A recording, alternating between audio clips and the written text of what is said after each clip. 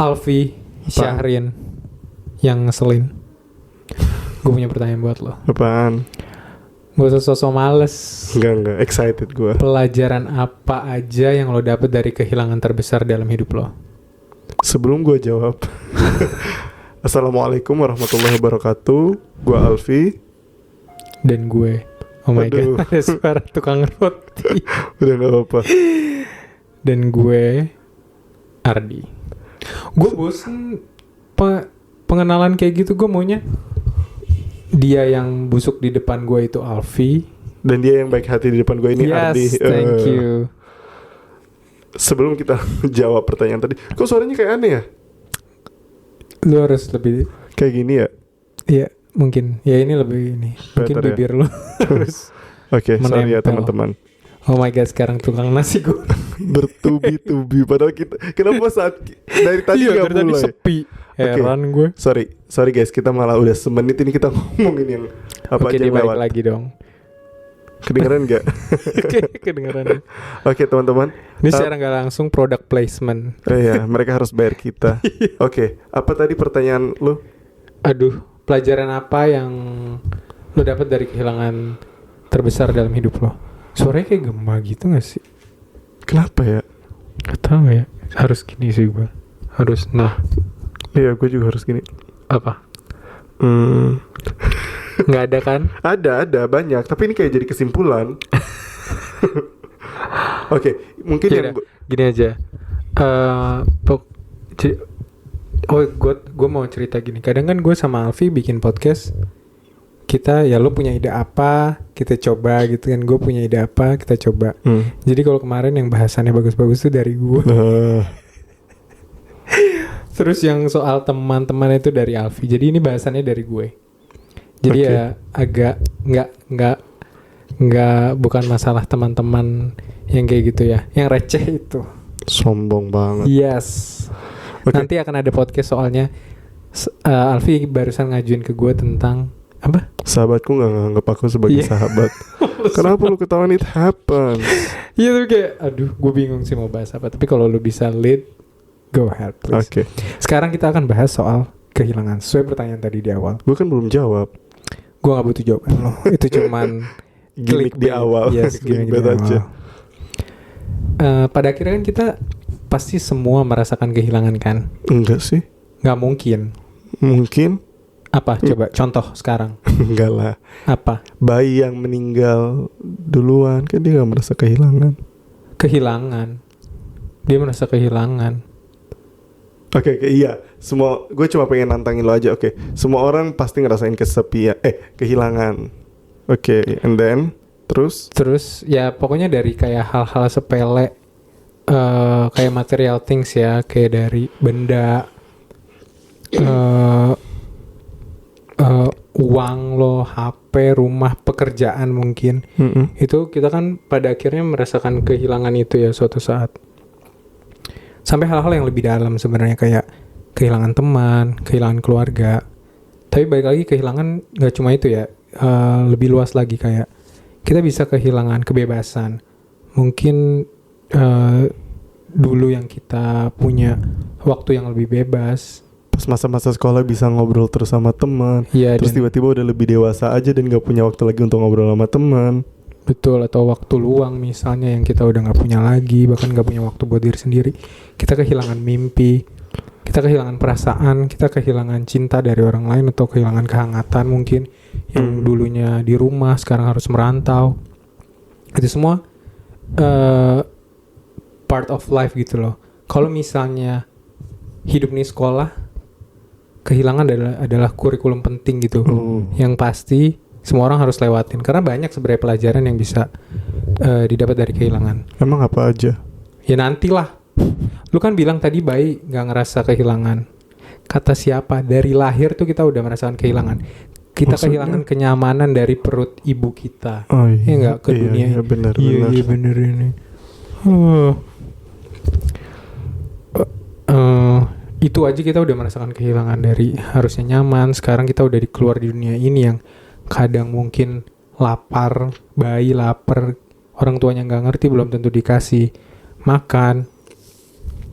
Terus makin dewasa juga kita pasti merasakan kehilangan kan.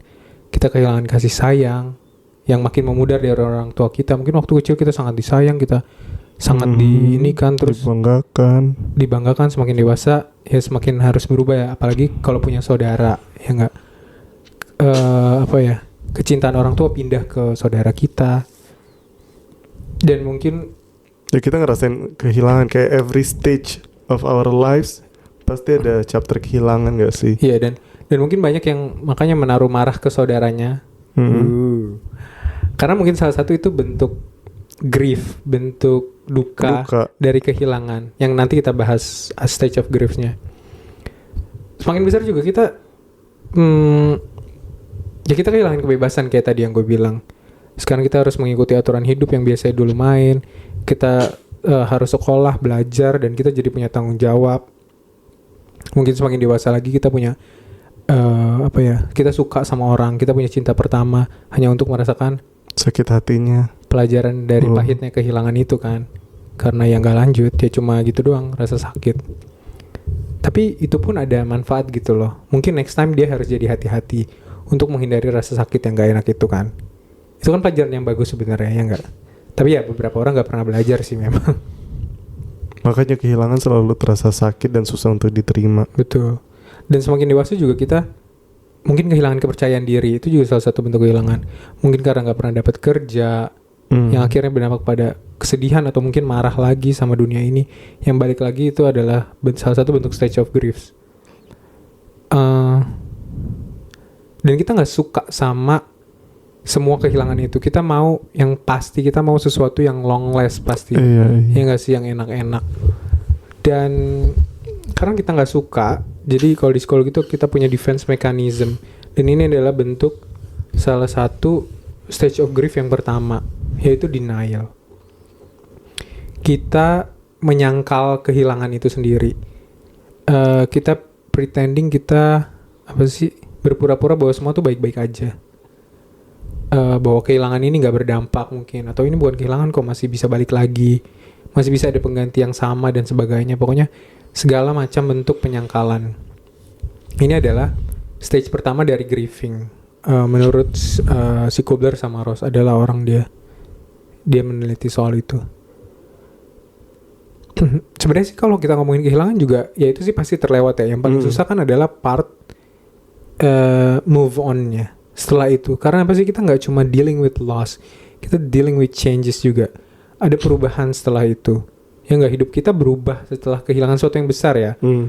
Tapi balik lagi di tiap orang ini akan berbeda-beda. Tergantung dari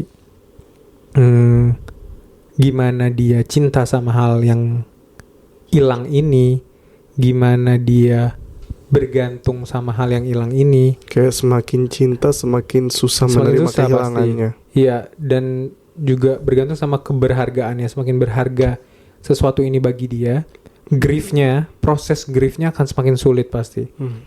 Iya dong, masuk akal kan. Lu gak mau ngomong?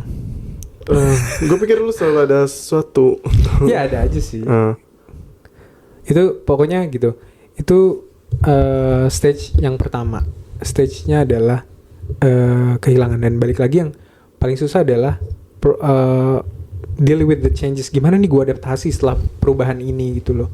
Apalagi balik lagi semakin besar ya cintanya atau kebergantungan kita dengan sesuatu yang hilang ini.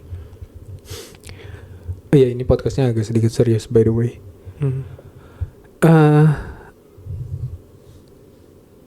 Dan bentuk berduka orang tuh pasti beda-beda. Balik lagi kayak tadi, ada yang lama, ada yang cepat, ada yang melewati semua stage. Nanti ada 5 stage-nya.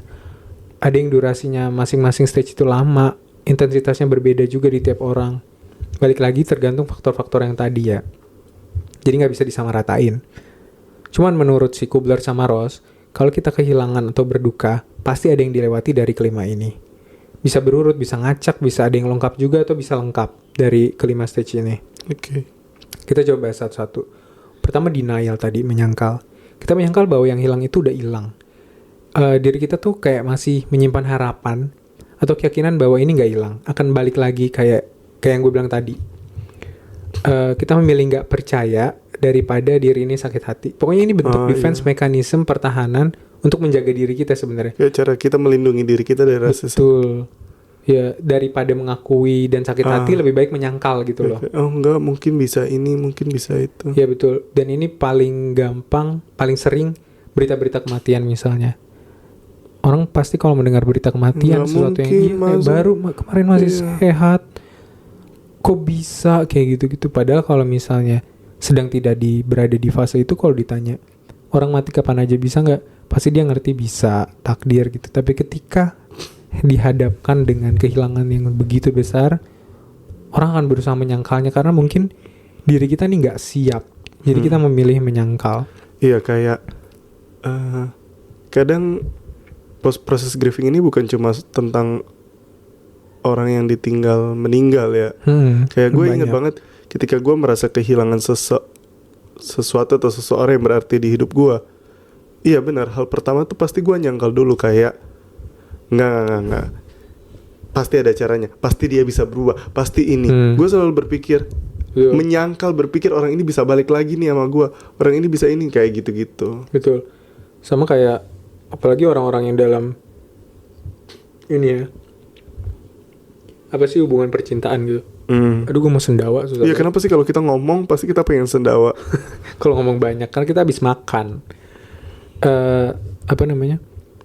Pasti kalau misalnya dia kalau anak-anak muda gitu kan diputusin misalnya atau hubungannya berakhir, iya, pasti dia menyangkal gitu loh. Enggak, mungkin ini fase aja sementara, mungkin dia akan balik lagi nanti. Iya, kayak gitu. Betul.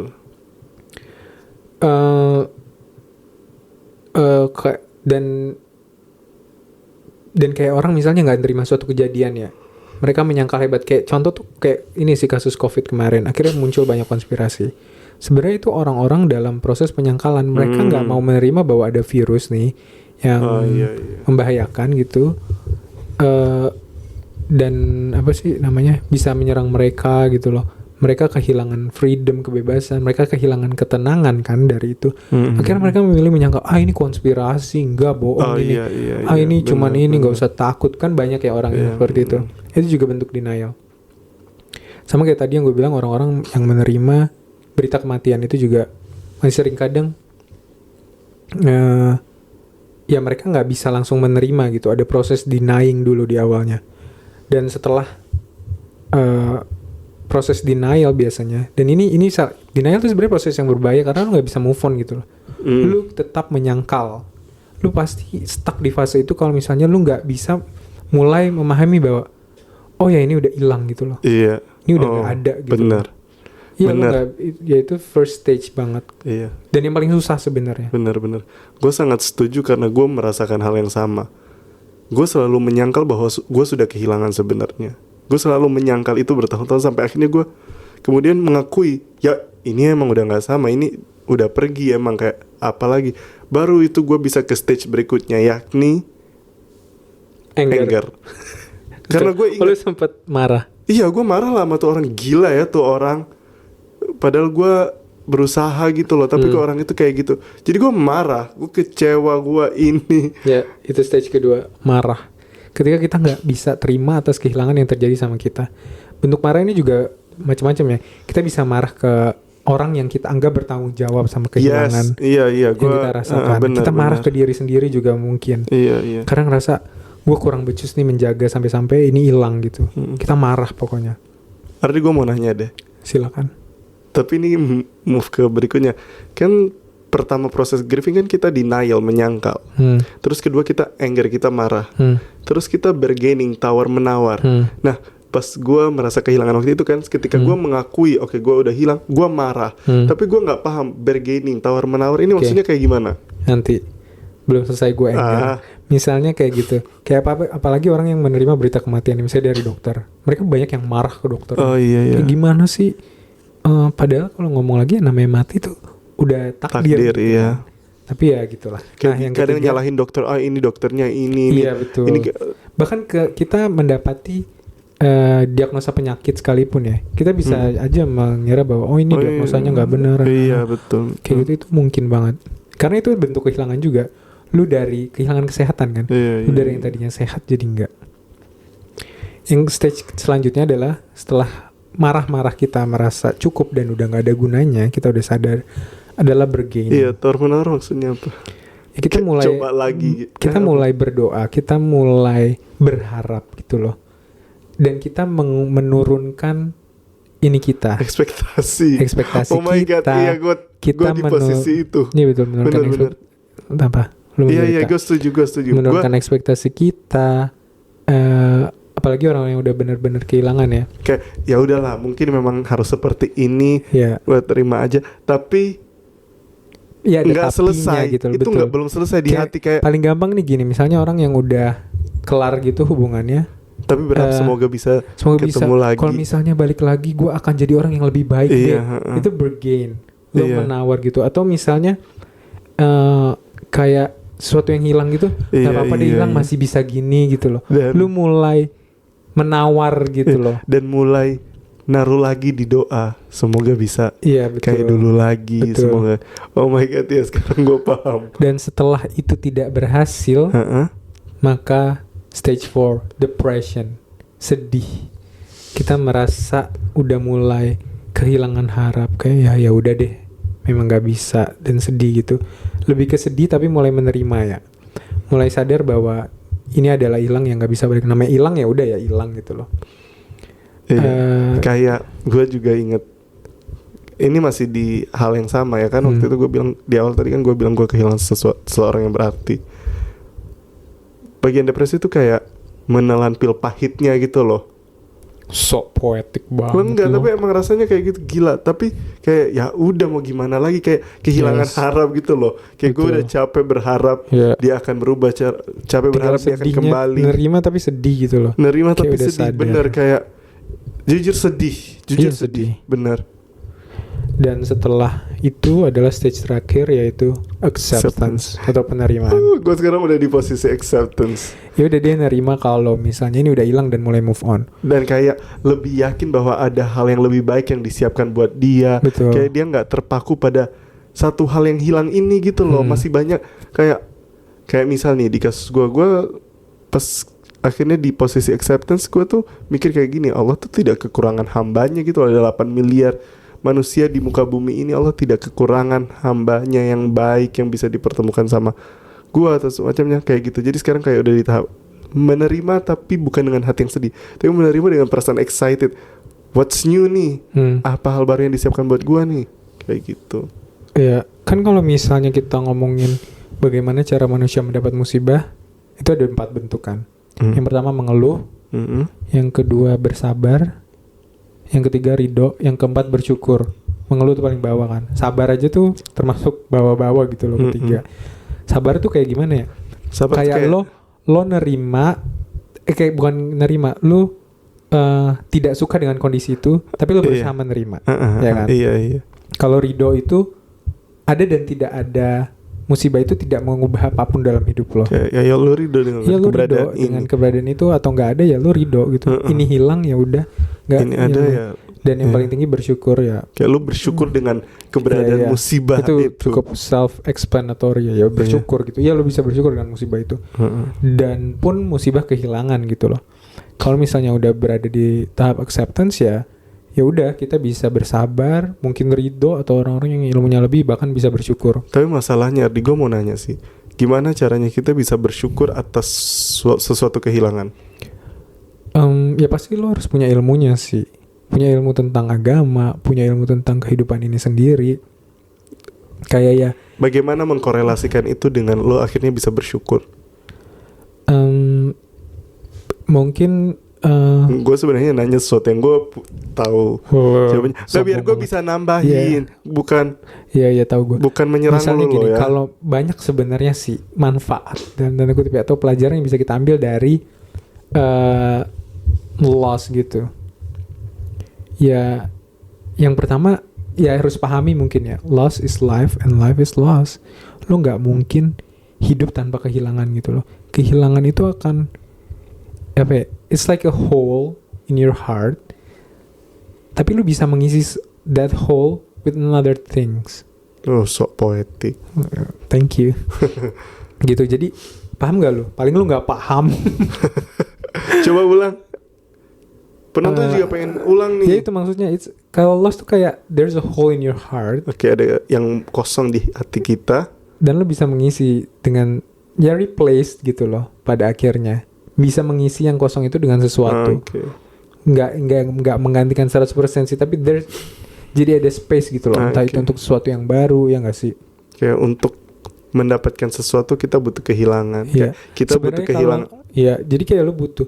Kalau misalnya lo tanya bagaimana bisa bersyukur, kalau misalnya yang paling, gue sempat nanya ini di Instagram waktu itu, terus jawabannya tuh kebanyakan bisa bersyukur karena memang kehilangan yang buruk gitu loh. Itu kan gampang, ya nggak sih? Iya, aku bersyukur akhirnya karena setelah gitu loh, lo bersyukur ya karena dapat yang lebih baik ternyata gitu. Tapi ketika lo di posisi belum dapat hikmahnya, itu yang susah kan. Gue jadi inget. Jadi Ardi kayak males pas gue bilang gue inget Ardi, gue waktu itu pernah di posisi kehilangan ya. Dan gue mencoba bersyukur karena gue ingat kayak di ayat Al-Quran tuh gue pernah ingat ayat yang kayak gini nih, kayak jika engkau bersyukur niscaya aku akan menambahkan nikmat kepadamu. Jadi kalau kita bersyukur Allah bakal nambah nikmat kepada kita. Jadi aku kayak pengen nyoba aja deh, kayak benar-benar gitu, pengen, mungkin siapa tahu benar-benar dikasih nikmat gitu loh. Padahal waktu itu benar-benar nggak tahu apa hikmah dari kehilangan itu, tapi aku coba aja bersyukur. Ya Allah, terima kasih banyak karena ini terjadi. Ya Allah, terima kasih ini. Dan lo tahu apa yang terjadi setelahnya? Lo dapat sesuatu. Belum dapat sesuatu. Yang paling pertama gue dapat adalah acceptance itu sih. Mulai dari denial, anger ini, akhirnya gue bisa di tahap acceptance.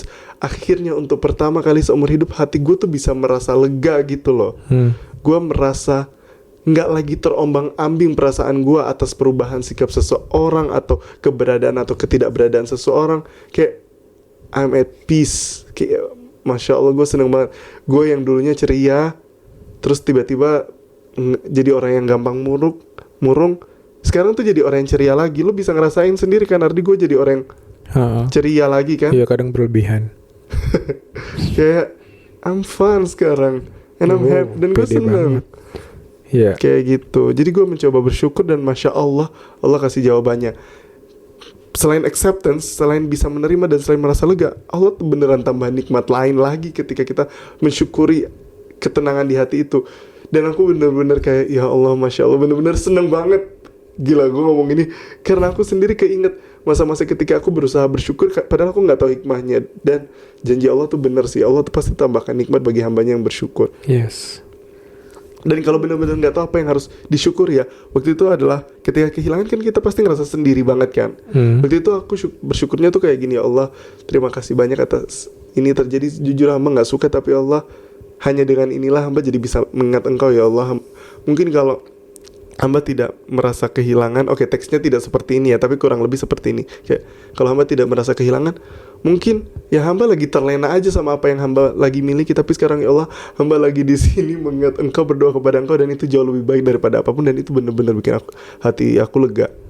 Dan gue teringat kisah, lu ingat gak kisah yang, gue takut salah lagi, Ummu Salamah yang kehilangan suaminya. Jadi siapa sih nama suaminya? Salah. Abu Salamah ya. Nggak tahu. Pokoknya Ummu Salamah. Nggak tahu ceritanya, tapi gue nggak ingat nama-namanya. Pokoknya dia kehilangan suaminya, dan dia tuh merasa nggak akan ada yang bisa menggantikan suaminya. Lalu dia mempraktikkan doa yang dikasih tahu Rasulullah SAW. Kalian bisa cari doanya. Dan ketika dia mempraktikkan doa itu, yang tadinya dia pikir nggak akan ada yang bisa menggantikan suaminya yang soleh, baik, boom, ternyata dia dinikahi oleh Nabi Muhammad SAW yang jauh lebih baik daripada suaminya, yang padahal suaminya juga udah baik banget. Jadi kayak ya selalu ada hikmah yang kita nggak pernah tahu, dan ya pada akhirnya kita butuh kehilangan untuk dapat sesuatu yang jauh lebih baik. Dan ya ada beberapa kehilangan yang emang gak akan tergantikan, kayak kehilangan orang tua, kehilangan saudara, kehilangan sahabat. Betul. Tapi gue pribadi tuh selalu pengen melihatnya kayak Allah tuh pasti ganti, tidak dengan label yang sama, tidak dengan rasa yang sama, tapi dengan sesuatu yang lain yang bisa menutupi luka-luka dari kehilangan itu. Kayak Allah tidak kekurangan hambanya yang ada 8 miliar di dunia ini. Satu kehilangan tuh Allah masih punya banyak. Memang yang satu ini tidak bisa tergantikan, tapi Allah bisa kasih banyak, lebih banyak orang baru yang sama-sama berartinya. Gitu. Dan gimana ya kalau kita sebenarnya ya gitu, kalau kita ngomongin kehilangan ya, dan ini semoga menjawab juga pertanyaan yang lo tanyain. Kayak dengan kehilangan yang kita jadi paham gitu loh, bahwa semua di dunia ini sifatnya sementara. Nggak ada yang abadi, nggak ada yang kekal kecuali Allah semata ya. Sehingga kita bisa belajar paling nggak pelan-pelan untuk lepas harap dari hal-hal apa ya di dunia inilah, worldly matter, dan ya mengarah ke yang lebih benar gitu loh. Jadi it's a lesson sih sebenarnya lost tuh kadang. Kita juga jadi belajar bahwa diri ini tuh terbatas, kita tuh lemah, banyak yang di luar kendali kita gitu loh. Kita nggak bisa menyetop kehilangan gitu loh. Oh iya, kalau udah it happens ya it happens gitu loh. Dan kita butuh pertolongan gitu loh dari Zat yang Maha Kuasa. Dan bahwa kita tuh nggak benar-benar memiliki segala sesuatu di dunia ini. Semua itu hanya titipan. Semua milik Allah dan akan kembali ke Allah pada waktunya.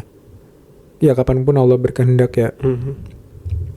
Dan ya mungkin dengan kehilangan kita jadi pelan-pelan bisa belajar menerima takdir, bahwa ya udah kadang kita nggak bisa apa-apa, dan lebih nikmat tuh untuk pasrah dan berserah diri kepada Allah.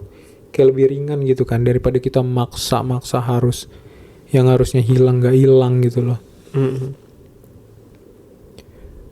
Dan mungkin dengan kehilangan kita juga bisa jadi sadar bahwa semua tuh ada konsekuensi, termasuk cinta kepada hal-hal di dunia ini.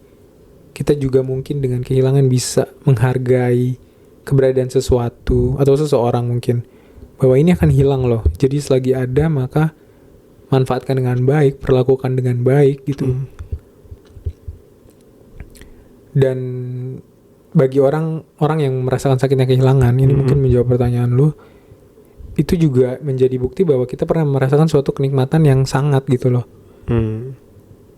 Kita pernah dicintai mungkin, kita pernah punya, kita pernah diberkahi sampai pas diambil rasanya sakit gitu loh. Ini ada di buku gue. Kayak kita bisa merasakan kehilangan yang mendalam karena kita pernah disayang begitu dalam. Itu ada di buku Loneliness is My Best Friend. Dan kita sudah enggak. Sekarang sate. Oh, ini apa? Tukang roti lagi. Tukang roti lewat lagi guys. Ini suaranya agak aneh. Kedengeran gak sih? Siapa tahu ternyata pas mereka denger nggak kedengeran, kita doang yang ngomong-ngomong. Enggak sih, kayaknya kedengeran. Tapi ya kedengeran di padahal ini lagi semakin dekat. Seru-serunya nih. Iya, maksudnya gini loh. Banyak orang di luar sana yang mereka nggak ngerasa kehilangan karena nggak punya ikatan spesial gitu loh dengan sesuatu atau seseorang ini. Jadi nggak kerasa tuh, bahkan sedih sekalipun. Mungkin ada yang nggak dekat sama orang tuanya atau nggak pernah ketemu mungkin sama orang tuanya. Jadi ketika orang tuanya meninggal, ya nggak ada rasa, bukan nggak ada rasa, lebih kayak rasanya kok lebih hampa ya. Iya kayak gitu. Kok gue merasa bersalah ya karena nggak pernah ini. Dan kita dan orang-orang yang merasakan sakitnya kehilangan berarti dia pernah merasakan nikmatnya tidak hilang gitu loh, paham nggak? Tidak kehilangan. Gimana coba ulang quotes-nya? Nggak mau. Orang-orang bisa reply kalau mau denger lagi. Dan itu bukan quotes, gue nggak kayak Alfi yang sok-sok quotes terus. Terus apalagi ya, dan mungkin kehilangan juga bisa bikin kita lebih memahami dan melakukan kebaikan ke orang lain, karena kita tahu sakitnya kehilangan, jadi kita jadi lebih berhati-hati. Dan mungkin pelajaran paling besar adalah ketika kita sadar kita akan mempersiapkan kehilangan terbesar kita. Ketika kita kehilangan segalanya, ya mati gitu loh. Ketika kita mati kan sebenarnya itu the ultimate loss ya. Kita kehilangan, tukang rotinya balik lagi, kehilangan segala sesuatu di dunia ini gitu loh. Ya bahwa semua ini juga pada akhirnya kita akan kehilangan gitu. Kita akan meninggalkan semua ini. Dan kita harusnya fokus mengejar sesuatu yang lebih penting, yang enggak akan hilang gitu loh begitu aja. dan mempersiapkan sesuatu yang lebih kekal, yaitu akhirat kita. Alfi, mungkin ada yang mau ditambahin? Sebentar gue buka skrip gue. Oh iya, tadi gue tuh mau ngomong sesuatu, lupa gara-gara lu potong. Apa ya? Bentar gue lah. Nggak sih, kayak gue sekarang melihat kehilangan seperti ini sih. Tentu tidak semua kehilangan bisa gue generalisir ya, tapi gue pribadi ya, kalau gue menghadapi kehilangan, entah kehilangan, pokoknya kehilangan sesuatu ya, gue ingin belajar bersyukur, ingin belajar mensyukuri kehilangan itu, dan gue pengen excited with the new chapter of my life. Kayak kalau gue kehilangan, itu berarti akan ada cerita baru, karakter baru, versi diri gue yang baru. Jadi gue excited untuk melihat. Tapi sebelum gue mengedepankan perasaan excited itu, gue tetap harus validate my feelings. Mesti kata-kata validasi keluar. Ya iyalah, kayak gue juga, misal gue sedih, ya gue nggak bisa disimpan. Gue nggak sedih, gue seneng, gue excited. Nggak, memang kadang butuh dikeluarin dulu semua sedihnya, nangisnya, tapi diadukan kepada Allah ya. Ya sebenarnya when it comes to validation, perasaan lo gitu, it's fine gitu loh. Yang salah mungkin kalau lo berkuar-kuar, kalau lo sedih ke orang banyak gitu loh, kayak semua orang harus tahu, semua orang harus mengiyakan gitu perasaan lo. Enggak sih, cukup ya lo sendiri aja dan dengan Allah gitu, itu lebih baik. Kayak cerita sama Allah semuanya, nanti pasti kamu juga ngerasa lega insya Allah. Karena pada dasarnya kita semua tuh pengen didengar, pengen divalidasi, tapi kadang kita gak bisa selalu divalidasi dan didengar sama manusia. Tapi Allah tuh gak akan pernah menginvalidate perasaan kita gitu loh.